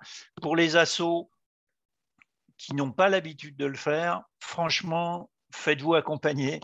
Il y a plein de gens, il y en a là autour du webinaire, j'imagine qu'il y en a d'autres, je ne sais pas. Faites-vous accompagner, c'est quelque chose qu'en tant qu'asso, on a peu l'habitude de faire. Parce que j'ai eu l'occasion après, dans un de mes jobs en mécénat de compétences, d'accueillir des collaborateurs d'une grande entreprise. C'est assez savoureux quand même. Hein.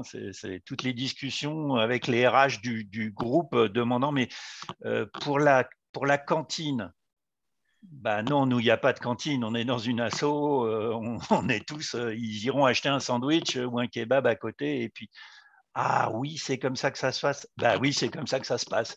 Et en fait, au fond, les collaborateurs, ça se passe très bien en général avec eux. Hein. Mais vous voyez, donc il y a deux mondes qui vont se confronter. Il faut que ça soit bien encadré et, si possible, processé. Voilà sur le court terme. Je mettrai juste un petit point, une petite question. Je n'ai pas forcément la réponse, mais mécénat de compétences, ce n'est pas la même chose que donner du temps et de la bonne volonté.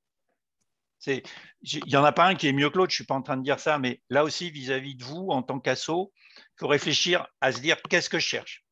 D'accord ? Et on n'a pas forcément la même réponse, et donc on n'aura pas forcément les mêmes volontaires en face de nous. Et puis après, bah, j'ai fait du long terme, donc là, et notamment à carton plein.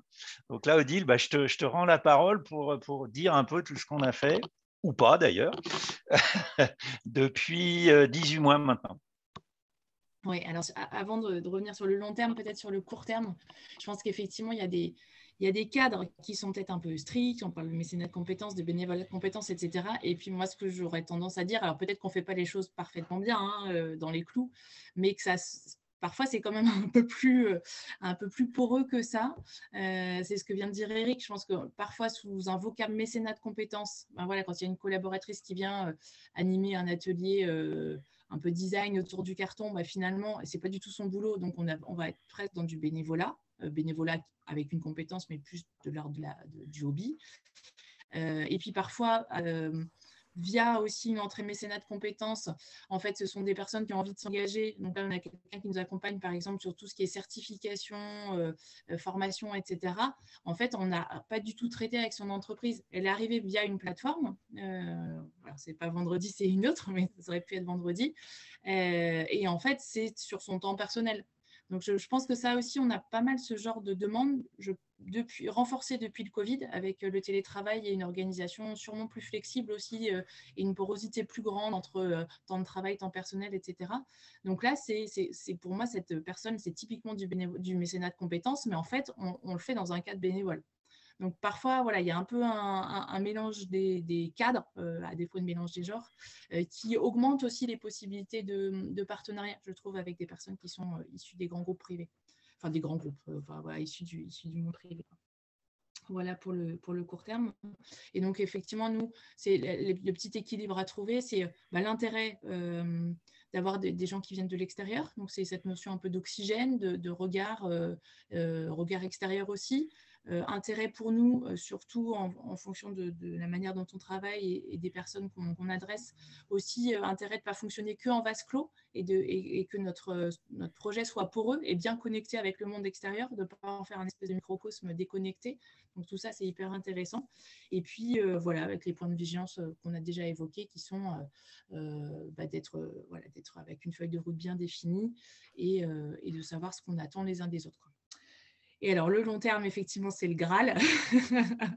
C'est quand même super. Ou pas. Donc, ou pas, mais là, en l'occurrence, c'est plutôt chouette.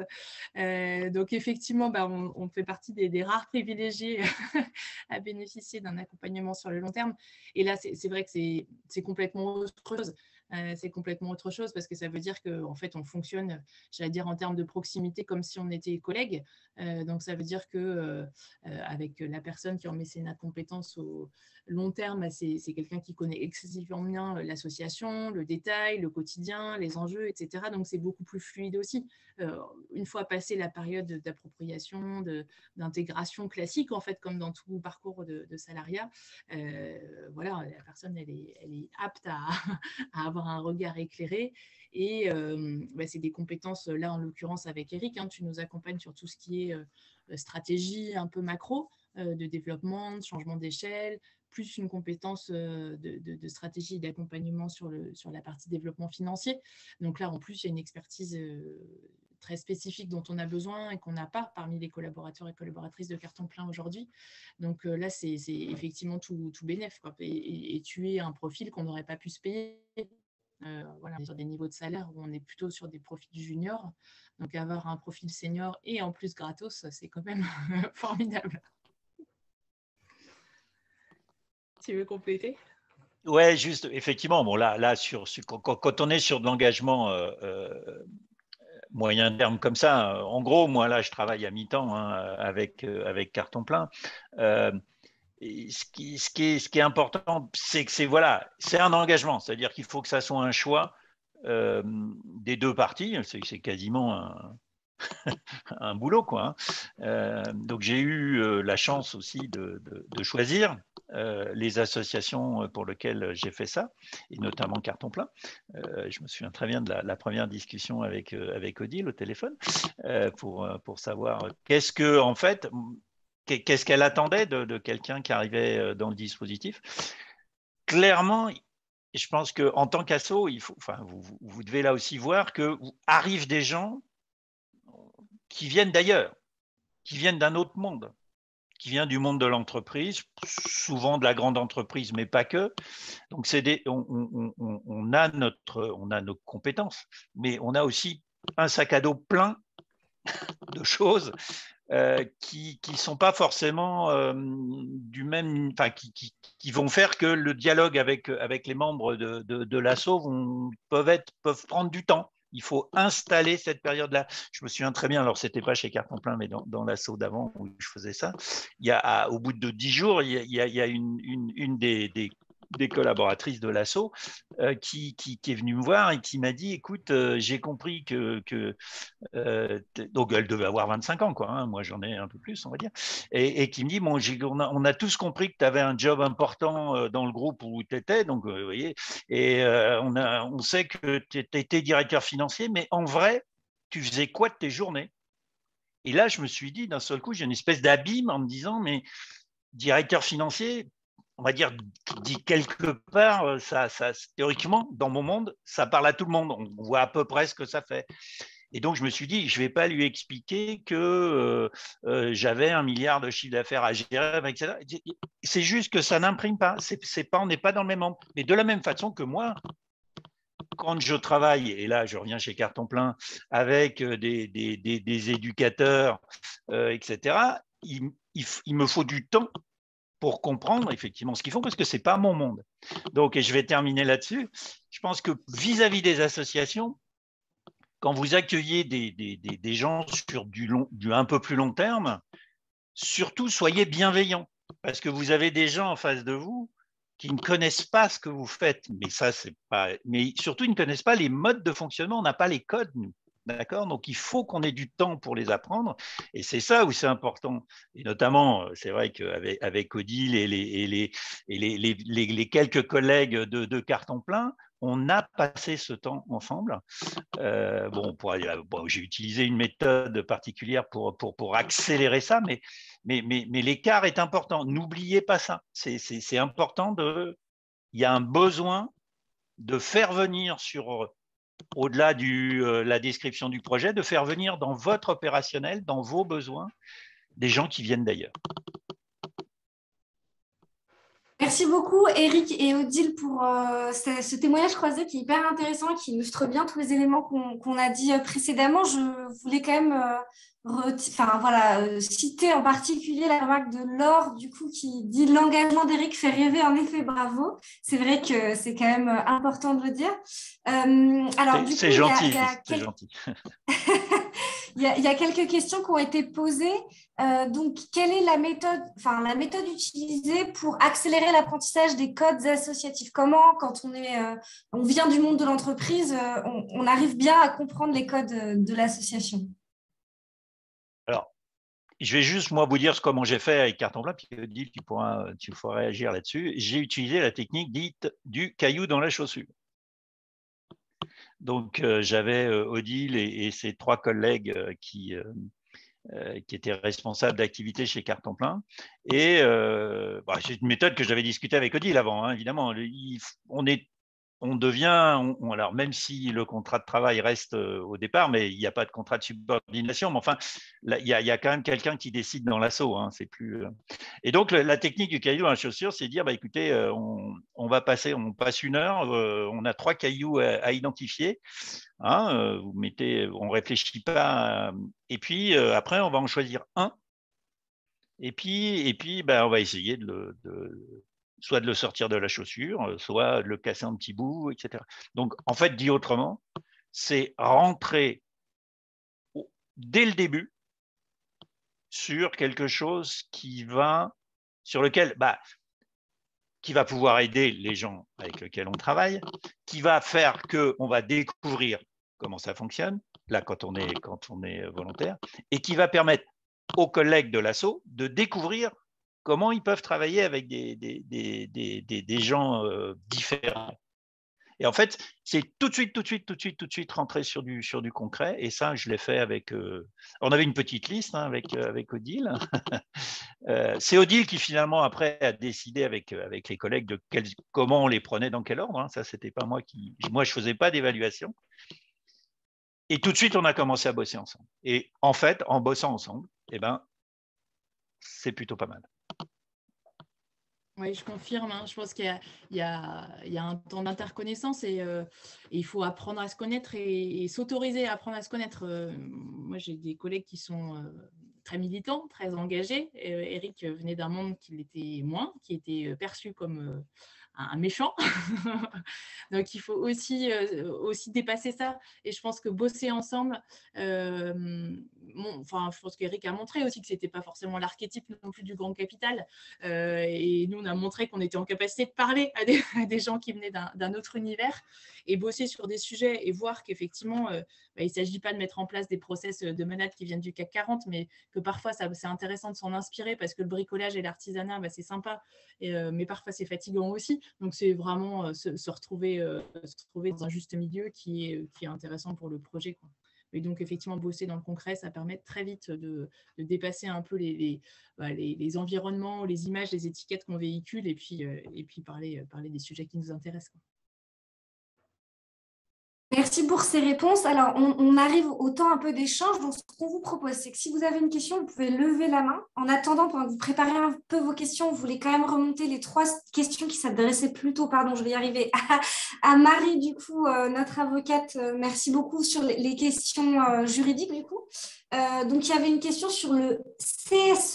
Est-ce qu'il est systématiquement consulté à chaque nouveau mécénat? Une question sur la requalification en salariat déguisé. Quel est le risque de requalifier un mécénat de compétences en salariat déguisé? Donc, je pense que c'est un élément important. Et également, sur la question de la réduction fiscale, est-ce que la demande de rescrit fiscal n'est pas obligée à partir du moment où on relève de l'intérêt général? Voilà les 3 questions et je laisse Marie rebondir et évidemment lever la main si vous avez des questions et vous pouvez les poser directement. Voilà. Alors, on va les prendre dans l'ordre. Donc d'abord, la question pour le CSE. Alors, la loi, qu'est-ce qu'elle dit? Elle dit que le CSE doit être consulté à partir du moment où effectivement l'entreprise mécène va conclure des conventions de mise à disposition. Alors après, est-ce que c'est à chaque... Moi, je partirais du principe que oui, à partir du moment où une entreprise va s'engager avec une association, elle doit consulter le CSE. Après, toutes les conventions doivent être aussi mises à disposition du CSE. Donc le CSE, en fait, concrètement, on va l'informer lors des réunions diverses qui va y avoir lieu mensuellement avec les représentants du personnel, mais ces conventions doivent aussi être laissées à leur disposition pour qu'ils puissent les consulter. Alors après, à chaque convention, je partirai du principe que oui, maintenant, ça dépend aussi du rythme. S'il y en a une par an, c'est pas compliqué. On a comme nos réunions mensuelles avec les représentants de manière très régulière, donc c'est pas une obligation très contraignante, j'ai envie de dire. La deuxième question, vous pouvez me la rappeler, la deuxième question? Bien sûr, pardon, je les ai toutes posées en influx. C'était la question de la requalification Du en salariat salariat déguisé. déguisé. Ouais. Tout à fait. Alors, pour le salariat déguisé, en fait, concrètement, ça va être dans les faits.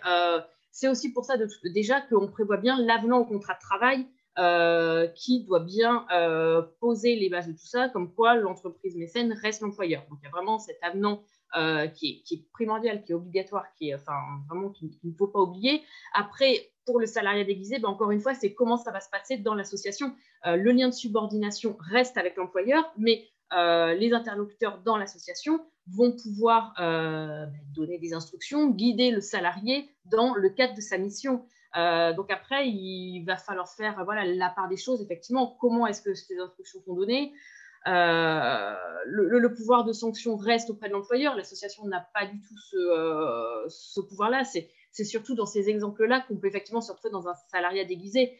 Et il faut aussi, et ça, je pense que il n'y a pas forcément de difficulté là-dessus, mais que le salarié, quand il va donner ce temps dans l'association, qu'il n'ait pas, lui, l'impression de faire un travail supplémentaire, que ça reste dans le cadre de son travail, qu'il travaille pour l'entreprise, mais pour l'entreprise, il a également des missions dans cette association.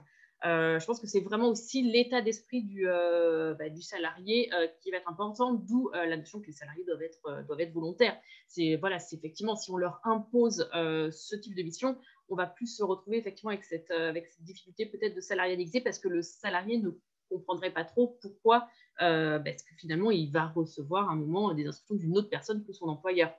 Donc voilà pour le point théorique. Après, peut-être que ceux qui interviennent en pratique peuvent compléter mon approche.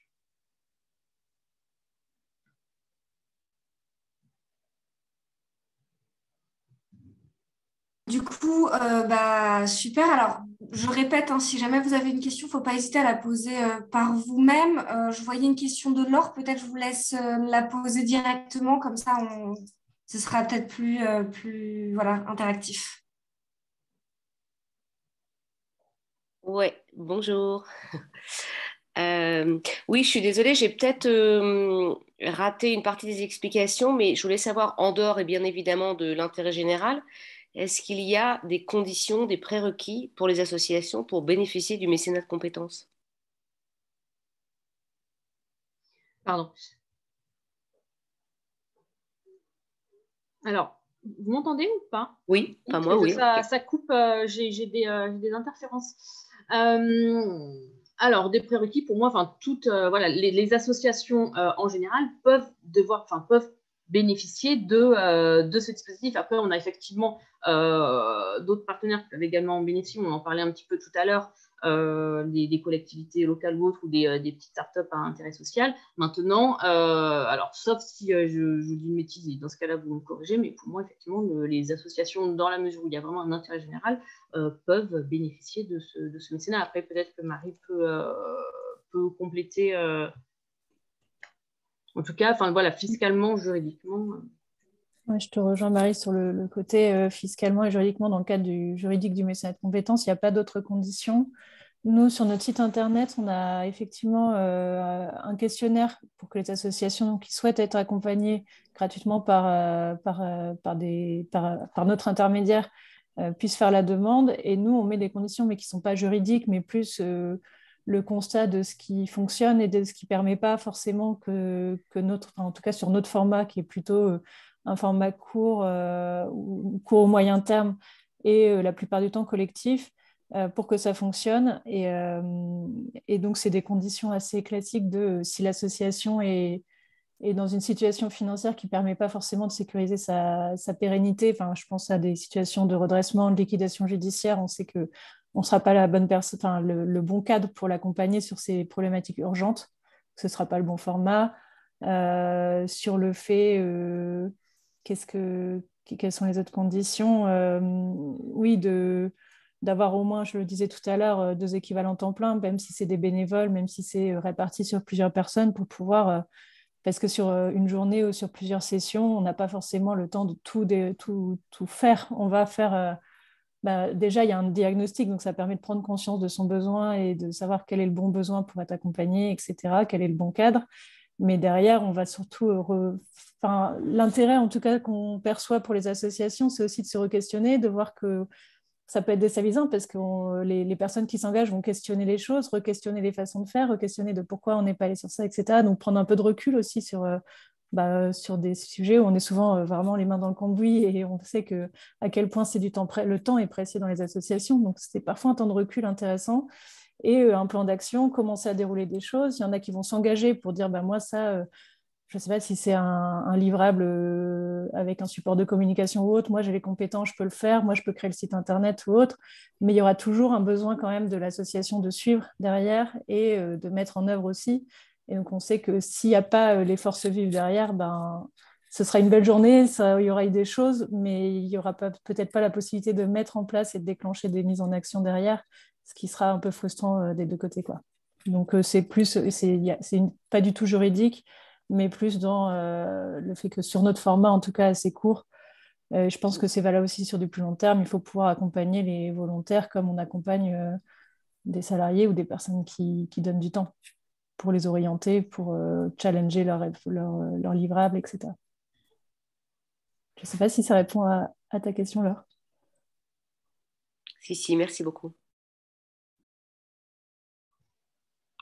On a une intervention encore dans le chat de la part de Marine, si vous voulez poser la question en direct, comme ça permet d'être sûr de bien comprendre la question.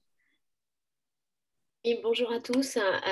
Donc effectivement, si l'association est déclarée d'intérêt général, mais parce que le rescrit fiscal n'est pas une obligation, je m'interrogeais juste sur les risques que pouvait courir l'association concernée et ou l'entreprise mécène qui aurait bénéficié des réductions fiscales.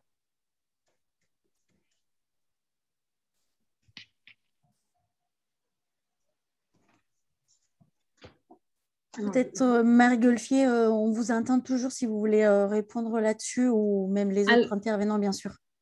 Alors, sur les risques en soi, peut-être que justement, dans ce cas-là, on tomberait sur effectivement la notion de prêt de main-d'œuvre illicite. Maintenant, après, en termes plus fiscal par rapport à la réduction d'impôts, j'aurais envie de dire qu'il y aurait une annulation du bénéfice fiscal en fait pour l'entreprise mécène. Alors après, est-ce qu'il y aurait des sanctions en plus? Ça, peut-être, il faut voir. Mais déjà, pour moi, la première chose, c'est l'annulation, en tout cas, l'annulation du pouvoir de bénéficier du dispositif. La responsabilité, elle est de quel côté? Elle est pour l'entreprise, elle est pour l'association, pour les deux? La responsabilité de quoi? Du salarié dans le cadre de ses actes? Non, la responsabilité de l'association qui aurait peut-être une requalification de son intérêt général en autre chose. Alors, je ne sais pas forcément. Peut-être qu'après ça, c'est un travail à faire en amont au moment de la convention, en fait, de vérifier que ces conditions-là sont bien remplies. Après, si ce travail n'a pas été fait en amont et qu'en fait, effectivement, on s'en rencontre après, je sais pas. Je pense que voilà, faut voir en pratique effectivement ce qui a fait défaut. Mais je peux pas vous répondre là. Ok, merci. Moi en rebond, ouais, vas-y Marie. Vas-y Martin. Non, en rebond, j'allais dire, c'est plutôt de la responsabilité de l'association. Les entreprises, elles n'ont pas à vérifier que les informations que les personnes fournissent sont vraies. Elles partent du principe que c'est vrai. Elles peuvent demander, c'est très rare. Nous, on le demande sur la plateforme de manière optionnelle, l'existence d'un rescrit fiscal. Comme ça, il y a une preuve hyper formelle de l'administration fiscale qui permet de dire si oui ou non. Et j'ai l'impression que le cas que vous mentionnez, Marine, en fait, c'est le cas qui est assez rare où en fait on a des associations qui estiment que de facto elles sont d'intérêt général et que du coup elles ne demandent pas de rescrit fiscal. Et c'est possible, c'est vrai que le rescrit fiscal c'est pas l'unique moyen d'appréciation et que c'est possible d'être d'intérêt général sans forcément de contestation si il y a, si je dis pas de bêtises, il y a un enjeu philanthropique et il y a des sujets sur le patrimoine également artistique. Qui sont précisés.